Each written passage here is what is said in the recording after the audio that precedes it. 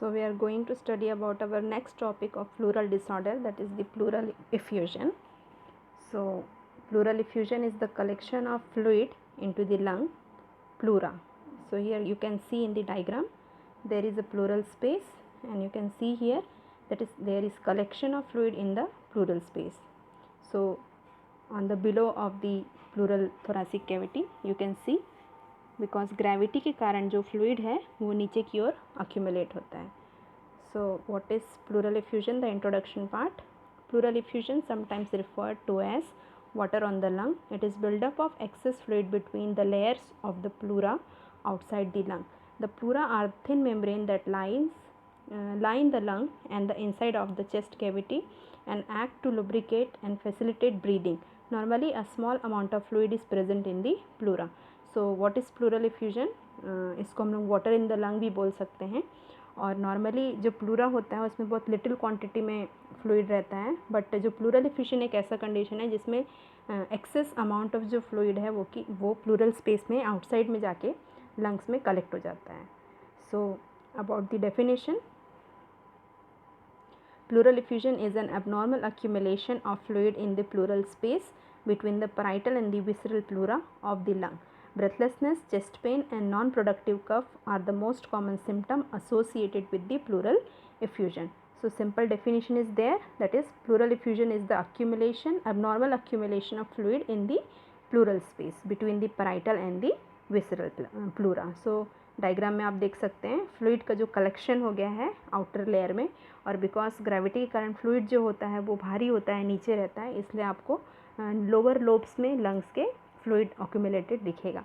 Main जो symptom patient show करता है दैट इज़ दी ब्रेथलेसनेस होता है, ब्रीदिंग डिफ़िकल्टी होती है उसको, चेस्ट पेन रहता है, और बिना sputum that is sputum produce नहीं होता है, नॉन प्रोडक्टिव कफ जो रहता है उसको सिम्टम शो होते हैं. Now about the types of fluids, कितने टाइप्स के जो फ्लूइड है वो प्लूरल स्पेस में ऑक्यूमुलेट हो सकते हैं. So there are 4 types of fluid. First is the serous fluid, we can say it hydrothorax. Serous fluid, clear watery fluid is there. Now second is the hemothorax. Hemothorax is the accumulation of blood. Then chylothorax. Chylothorax is the accumulation of lymphatic fluid. Now next one is the pyothorax or empyema, that is the collection of pus in the pleural space. Now about the etiology, what are the causes? So some general causes of pleural effusion are there. First, decreased pleural fluid absorption. जब pleural का fluid जो है वो क्या नहीं हो पाएगा, absorb नहीं हो पाएगा. Now increased pleural fluid formation. Pleura में जो फ्लूइड है उसका फॉर्मेशन जो है वो एक्सेस में हो रहा है, एग्जैक्टली ये इन्फेक्शन के समय में होता है. Now next, increased interstitial fluid in the lung. जब कोई कार्डियक पैथोलॉजी हो जाती है और आपका लंग हार्ट में कुछ प्रॉब्लम अराइज हो रहा है जिसके कारण से आपका पल्मोनरी जो वेन है, पल्मोनरी आर्टरी जो है उसमें कंजेशन बढ़ जाता है, तो वो फर्दर लीड करता है. एक्सेस जो फ्लूइड है हार्ट से लंग की ओर जब पंप होता है तब आपका थ्रू दी आपका जो इंटरस्टिशियल स्पेसेस है लंग में वहाँ पर फ्लूइड भर जाता है. नाउ नेक्स्ट है increased intravascular pressure in the pleura. जब इंट्रावैस्कुलर वेसल्स जो प्रेजेंट है प्लूरल स्पेस में उनके अंदर जो प्रेशर है जब वो बढ़ जाता है तब. Now increased permeability of the capillaries in the pleura. जाहिर सी बात है कैपिलरी परमेबिलिटी जब इंक्रीज़ हो जाएगी, प्रेशर जब कैपिलरी का ज़्यादा हो जाएगा तो फ्लूइड है through the diffusion plural space में आके ऑक्यूमुलेट हो जाएंगे. Now increased pleural fluid protein level. जब प्लूरल फ्लूइड में प्रोटीन का लेवल जो है वो इंक्रीज़ हो जाएगा तब जो है प्लूरल इफ्यूजन हो सकता है. और नॉर्मली ये आपका तब होता है क्योंकि प्रोटीन जो होते हैं ऑस्मोटिक प्रेशर को मेंटेन करते हैं, अपनी तरफ खींचते हैं. सो प्लूरल फ्लूइड में ही प्रोटीन का लेवल ज़्यादा हो जाएगा तो वो अपनी ओर फ्लूइड को और खींचता है. दैट्स वाई फ्लूइड जो है प्लूरल स्पेस में अधिक ऑक्यूमुलेट हो जाएगा. Now decreased plural pressure. Pleura में जो प्रेशर है वो अगर डिक्रीज़ हो गया तब भी वहाँ पर आपका एक नेगेटिव प्रेशर वहाँ पर क्रिएटेड रहता है. बट अगर वो नेगेटिव प्रेशर आपका डिक्रीज़ हो गया तो फ्लूइड जो है हाइड्रोस्टैटिक प्रेशर से वो अपने आप वहाँ की ओर मूव होकर के चले जाएंगे.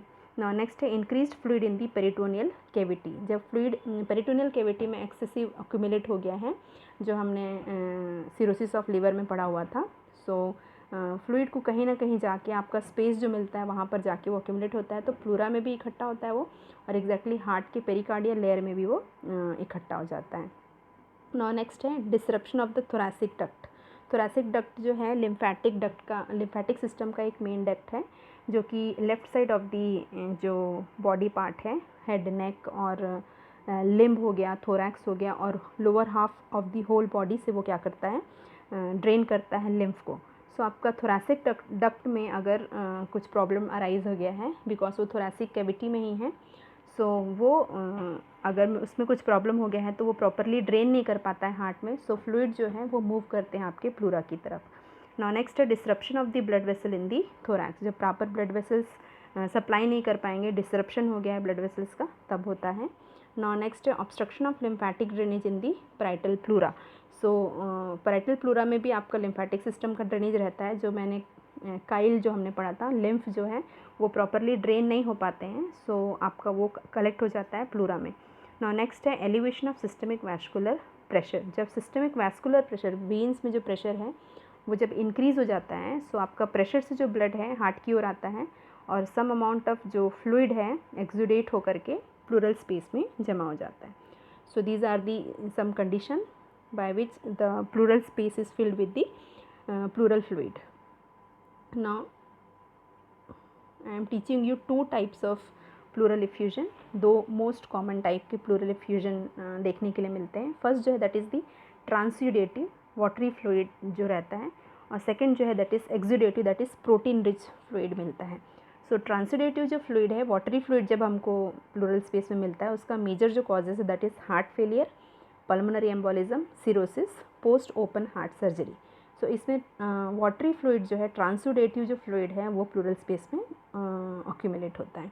Now next is the exudative that is protein rich fluid in the pleural effusion are the most commonly causes are pneumonia, cancer, pulmonary embolism, kidney diseases and inflammatory process. So pneumonia हो गया, kidney diseases, cancer, inflammatory जो diseases हैं exactly ये infection के कारण होता है, और इन्फेक्शन के कारण से जो फ्लूइड है उसमें प्रोटीन का अमाउंट बढ़ जाता है। इन्फ्लामेशन है अगर तो प्लूरल स्पेस में एक्सुडेशन भी अधिक होता है। सो ये प्रोटीन रिच जो फ्लूइड है वो प्लूरल स्पेस में जब प्रेजेंट रहता है that is comes under the exudative that is protein rich pleural effusion. So major जो कॉज है उसका इन्फ्लामेशन ही है। So there are various causes, हमने कॉमन कॉजेज़ भी देखा जिसमें वेरियस कॉजेज़ आर देयर। और नेक्स्ट जो था मोस्ट कॉमन दो टाइप के जो प्लूरल इफ्यूजन है ट्रांसुडेटिव एंड एक्सुडेटिव का, वो है हमने उसके भी कॉजेज़ को देखा। Now next is the other less common causes के बारे में हम लोग देखेंगे। सो लेस कॉमन जो कॉजेज़ हैं दैट इज़ दी ट्यूबरकुलोसिस, वो भी एक इन्फेक्शन है। ऑटो इम्यून डिसऑर्डर जिसमें हमारा खुद का इम्यून सिस्टम बॉडी में अटैक करता है। नाउ ब्लीडिंग जैसे कि चेस्ट ट्रॉमा हो जाने से, चेस्ट ट्रॉमा जब हो गया तो मे बी वो प्लूरा को भी एंज्योर करेगा, सो ब्लीड करेगा, तो वो ब्लड जो है हीमोथोरैक्स कॉज करता है, यानी कि प्लूरल स्पेस में ब्लड अक्यूमुलेट होता है। Now next chylothorax due to the trauma के कारण जो लिम्फेटिक सर्कुलेशन है वो डिसरप्ट होता है और जो लिम्फ है, काइल जो है वो जाके प्लूरल स्पेस में अक्यूमुलेट होता है। Now rare chest and abdominal infection, उसके कारण भी, इन्फेक्शन के कारण भी वहाँ पर इन्फ्लामेशन होगा। और लास्ट जो दिया that is the asbestos pleural effusion, that is the due to the exposure of asbestos. जो एस्बेस्टस फैक्ट्री में काम करते हैं, ठीक है, वो इनहेल कर सकते हैं एस्बेस्टस जो डस्ट होता है उसको, और जिसके कारण से आपका एस्बेस्टोसिस करके एक डिसऑर्डर अराइज होता है। और एस्बेस्टोसिस जो डिसऑर्डर है उसमें भी because of the inflammatory reaction जो फ्लूइड है, because of the inflammation excess fluids का एक्सुडेशन होता है प्लूरल स्पेस में। So these are the less common causes but they are also the causes of pleural effusion. Now about the clinical manifestation. So clinical manifestation जो pleural effusion का हम देखते हैं that is some patient with pleural effusion have no symptom, ज़्यादा symptom दिखाई नहीं देता है अगर माइल्ड केसेस में है तो, but symptoms of pleural effusion include, but in severe cases patient में आपको जो सिम्टम दिखाई देगा that is the chest pain होगा severe, dry non productive cough means sputum production नहीं होगा। Now next is the dyspnea that is shortness of breath और difficult labored breathing, because जो प्लूरल स्पेस है वो फ्लूइड से भरता जा रहा है। सो पेशेंट जब इनहेल करेगा तो एक नेगेटिव प्रेशर वहाँ से क्रिएट होगा, जो फ्लूइड है प्लूरल स्पेस में वो आपका इनहेल्ड एयर को लेने के लिए ज़्यादा स्पेस नहीं देगा, वो उसको कंप्रेस करेगा लंग को, जिसके कारण से पर्सन को शॉर्टनेस ऑफ ब्रीथ होगा, डिस्निया होगा। और नेक्स्ट है आपका orthopnoea that is inability to breathe easily unless the person is sitting up straight और स्टैंडिंग इरेक्ट। पर्सन को ऑर्थोपनिया होगा। ऑर्थोपनिया का मतलब होता है पर्सन अगर लाइन डाउन है तो वो प्रॉपरली ब्रीथ नहीं कर पाएगा जब तक वो बैठ ना जाए या जब तक वो क्या ना हो जाए, खड़ा ना हो जाए। खड़े होने से ग्रेविटी के कारण जो फ्लूइड है वो नीचे आ जाता है, सो सम एक्सटेंट वो ब्रीथ कर पाता है। बट अगर वो लेटा हुआ है तो वो क्या नहीं कर पाएगा, प्रॉपरली ब्रीथ नहीं कर पाएगा। So person is easily breathe कर पाएगा जब तक वो, मतलब पर्सन ब्रीथ कर पाएगा तभी जब तक वो सिटिंग या स्टैंडिंग में ना आ जाए तब तक। Now next is the pathophysiology. So मैंने आपको दो टाइप के प्लूरल एफ्यूजन के बारे में बताया था, एक था एक्सुडेटिव और दूसरा था ट्रांसुडेटिव। ट्रांसुडेटिव प्लूरल एफ्यूजन में मेजर जो कॉजेज़ थे, आपका हार्ट फेलियर हो गया या किडनी डिसीजेस हो गया, जिसमें प्रॉपरली जो फ्लूइड का मूवमेंट जो है बॉडी में नहीं हो पाता है, उस समय में एग्जैक्टली क्या होता है, हाइड्रोस्टैटिक प्रेशर जो है वो इंक्रीज़ होता है और ऑन्कोटिक प्रेशर जो होता है वो क्या हो जाता है, डिक्रीज़ हो जाता है। सो ऑन्कोटिक प्रेशर डिक्रीज़ होने के कारण क्या होता है, the fluid unable to remain and the fluid within the intravascular space. जो फ्लूइड है वो इंट्रावैस्कुलर स्पेस में नहीं रह पाता क्योंकि हाइड्रोस्टैटिक प्रेशर इंक्रीज़ हो गया है और ऑन्कोटिक प्रेशर जो है वो डिक्रीज़ हो गया। ऑन्कोटिक प्रेशर जो है फ्लूइड को अपनी तरफ खींच के रखता है, हाइड्रोस्टैटिक जो प्रेशर है वो उसको पुश करने का काम करता है। सो पुशिंग प्रेशर ज़्यादा है और खींच के रखने वाला प्रेशर जो है वो कम हो जाता है, जिसके कारण से जो फ्लूइड है वो वैस्कुलर स्पेस से इंटरस्टिशियल स्पेसेस में चला जाता है और आपका प्लूरल जो कैविटी है वो एक आपका एक सैक लाइक स्ट्रक्चर है जहाँ पर से रीस करके फ्लूइड जो है वहाँ पर एंटर कर जाता है। That is called the, fluid जो मूव करता है आपका स्पेस में, that is called the effusion. So this is about the transudative pleural effusion. Now next is the exudative pleural effusion. So exudative pleural effusion में क्या होता है, मैंने बताया था मेजर जो कॉज है वो है इन्फेक्शन। सो यहाँ पर इन्वेजन ऑफ माइक्रो ऑर्गेनिज्म हो रहा है, इन्फ्लामेटरी रिस्पॉन्स, निमोनिया हो गया या तो फिर ट्यूबरकुलोसिस हो गया, जिसके कारण से इन्वेट कर रहे हैं माइक्रो ऑर्गेनिज्म जो कि इन्फ्लामेटरी रिएक्शन को इनिशिएट करते हैं। और इन्फ्लामेटरी रिएक्शन जब इनिशिएट होते हैं सो वो that can lead to vasodilatation, vessels को डायलेट कर देते हैं और वेसल्स जब डायलेट होते हैं तो कैपिलरी परमिएबिलिटी जो होती है वो बढ़ जाती है और जब कैपिलरी परमिएबिलिटी बढ़ेगी तो लार्जर जो प्लाज्मा प्रोटीन है जो ऑस्मोटिक प्रेशर को मेंटेन करते हैं वो लीक आउट हो जाते हैं, प्रोटीन ही लीक आउट हो जाता है और प्रोटीन जो ऑन्कोटिक प्रेशर को मेंटेन कर रहा है, जो खींच के रखने वाला प्रेशर है, वही आपका क्या हो जाता है, डिक्रीज़ हो जाता है क्योंकि प्रोटीन ही नहीं है वहाँ पर, जिसके कारण से जो फ्लूइड है वो शिफ्ट हो जाता है इंटरस्टिशियल स्पेसिस में।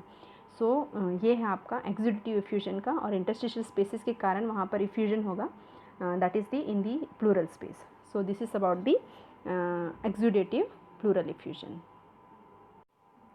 एक और पैथोफिजियोलॉजी में बता दूंगी आप लोगों को यहाँ पे, कार्डियक, जैसे कि कंजेस्टिव हार्ट फेलियर अगर हो गया है पर्सन को, पर्सन का हार्ट जो है फेल हो गया है, प्रॉपरली ब्लड को क्या नहीं कर पा रहा है, अगर वो पंप नहीं कर पा रहा है, सो क्या हो जाएगा, आपका increased pressure in the pulmonary capillaries. Pulmonary जो कैपिलरीज है, पल्मोनरी आर्टरी और pulmonary vein, right side of the heart से पल्मोनरी आर्टरी डीऑक्सीनेटेड ब्लड लेकर के जाती है और left side of the heart से जो पल्मोनरी वेन है वो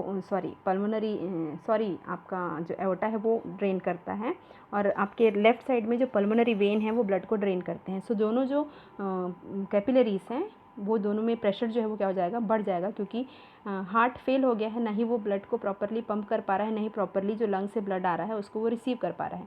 इन दैट कंडीशन जो प्रेशर है पल्मोनरी आर्टरीज में और पल्मोनरी वेन में वो बढ़ जाएगा। सो अल्टीमेटली वो क्या लीड करेगा, increased amount of fluid enter in the interstitial spaces of the lung. So जो ब्लड है वो वापस रिवर्ट बैक होकर के लंग्स में आएगा और लंग्स में जहाँ पर आपका प्रेशर जो है वो फ्लूइड का ज़्यादा है, उस समय में क्या होगा, जो फ्लूइड है वो इंटरस्टिशियल स्पेसेस में क्या करेगा, एंटर करेगा।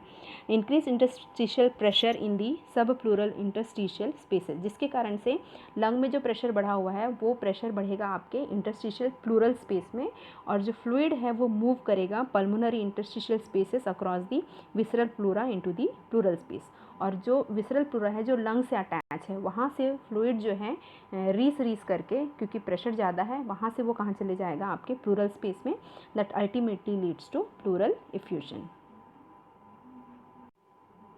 सो यहाँ पे हमने बहुत सारे कंडीशन देखे जहाँ पर आपका इंटरस्टिशियल फ्लूइड का जो प्रेशर है प्लूरल स्पेस में वो क्या हो जा रहा है, आपका बढ़ने के कारण फ्लूइड वहाँ पर अक्यूमुलेट हो रहा है। हमने बहुत सारे आपके इटियोलॉजिकल फैक्टर देखे है ना। Because of that aetiological factor जो इंटरस्टिशियल जो स्पेस है वहाँ पर फ्लूइड का अमाउंट जो है वो क्या हो जाएगा, बढ़ जाएगा।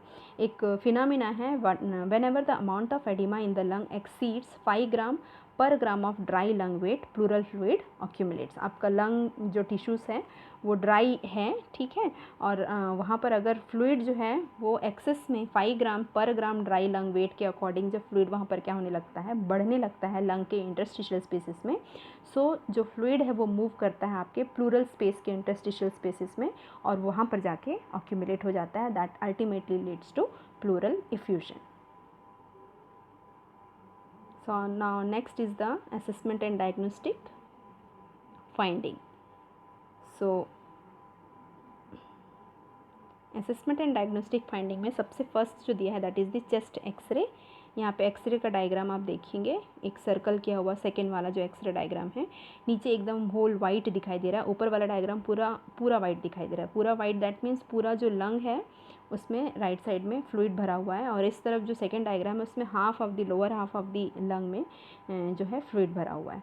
सो x ray examination. Now computed tomography scan of the chest का स्कैनिंग का भी यहाँ पे डायग्राम है, उसको भी देख लेंगे आप लोग, जिसमें आपका फ्लूइड जो है अक्यूमुलेटेड दिखेगा, जो डार्क कलर से दिख रहा है that is the fluid.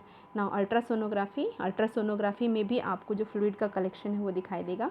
Now thoracentesis के थ्रू हम लोग फ्लूइड को बताया था मैंने आप लोगों को प्लूरेसी में what is thoracentesis.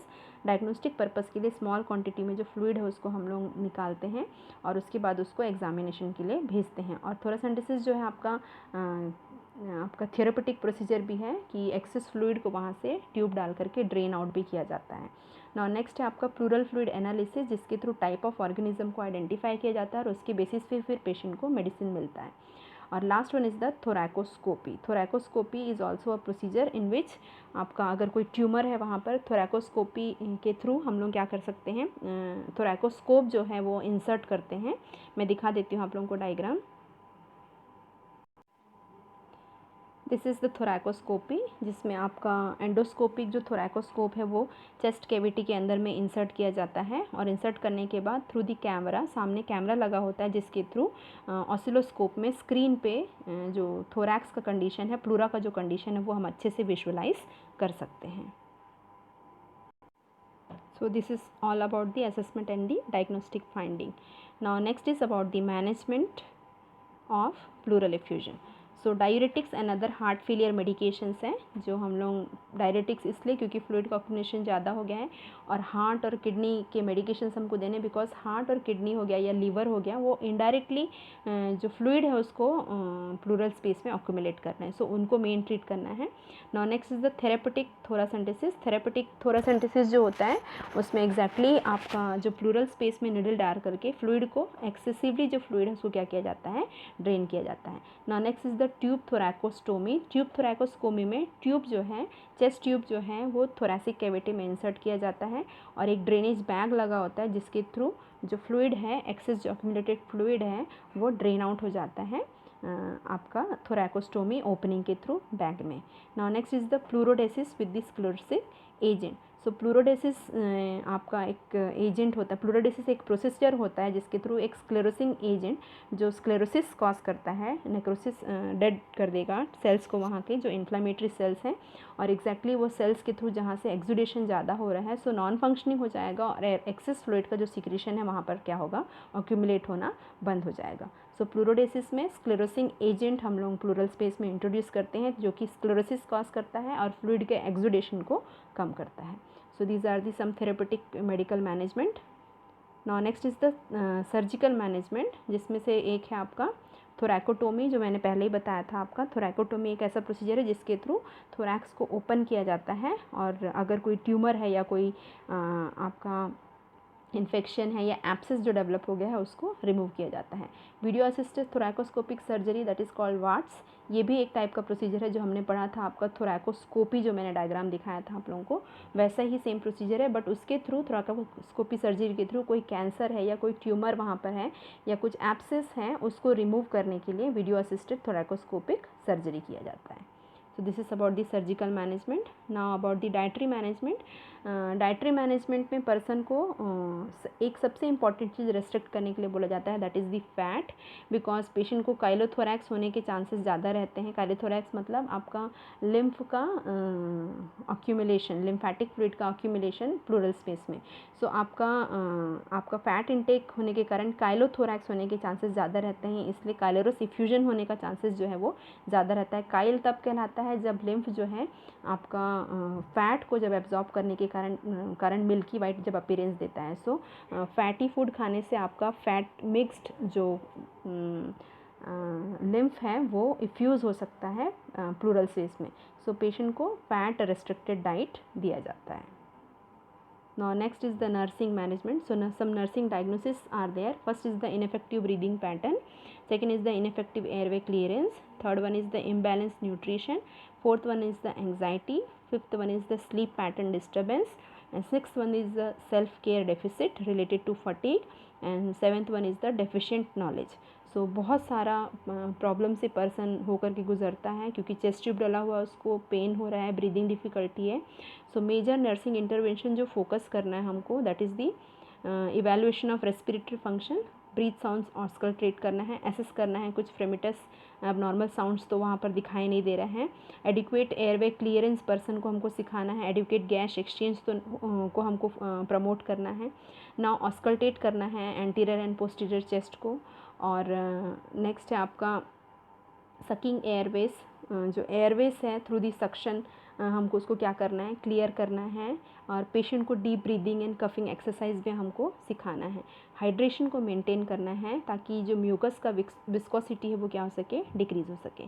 Now smoking को स्टॉप करने के लिए बोलना है पेशेंट को. नाउ नेक्स्ट इंस्ट्रक्ट करना है पेशेंट को deep breathing and coughing exercise के बारे में. ऑक्सीजन थेरेपी हमको देना है विथ ह्यूमिडिफिकेशन. और नेक्स्ट है आपका ह्यूमिडिफायर होना चाहिए, एरोसोल थेरेपी देना है. नेबुलाइज करना है पेशेंट को. फिज़िकल एक्टिविटी को पेशेंट का एनकरेज करना है ताकि मूवमेंट पेशेंट की बॉडी में हो और सिक्रेशंस जो है थ्रू दी मूवमेंट वो बाहर आए. नाउ नेक्स्ट है पेशेंट एम्बुलेट नहीं हो सकता है, तो अगर पेशेंट एम्बुलेट नहीं हो पा रहा है तो हम उसको 2 आवर्ली पोजीशन चेंज करना है. सो this is all about the nursing management. Now next is the complication, and the complication may include lung damage, that is infection that turns into an abscess called an empyema, which will need to be drained with the chest tube. And last one is the pneumothorax, that is air in the chest cavity after the thoracentesis.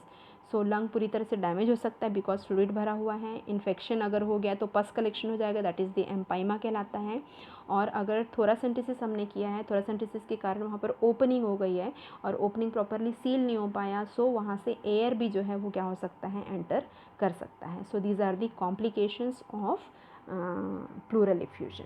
So pleural effusion का prognosis ये है कि अगर promptly treat कर लिया गया और infection नहीं है, पेशेंट ने हाइजीन मेंटेन किया है, प्रॉपर एंटीबायोटिक थेरेपी उसको दी गई है और प्रॉपर मेशर्स जब यूज़ किए गए हैं, तो इसका प्रोग्नोसिस बहुत गुड है. बट अगर उसको इग्नोर किया गया, क्योंकि पेशेंट स्टार्टिंग में एसिम्प्टोमेटिक रहता है, उसको ज़्यादा सिम्टम्स दिखाई नहीं देते हैं, अगर इग्नोर हो गया और सीवियर कंडीशन एकदम सीवियर हो गई, सो लंग डैमेज का कंडीशन भी अराइज हो सकता है. So this is all about the second topic of pleural disorder, that is the pleural effusion. Thank you.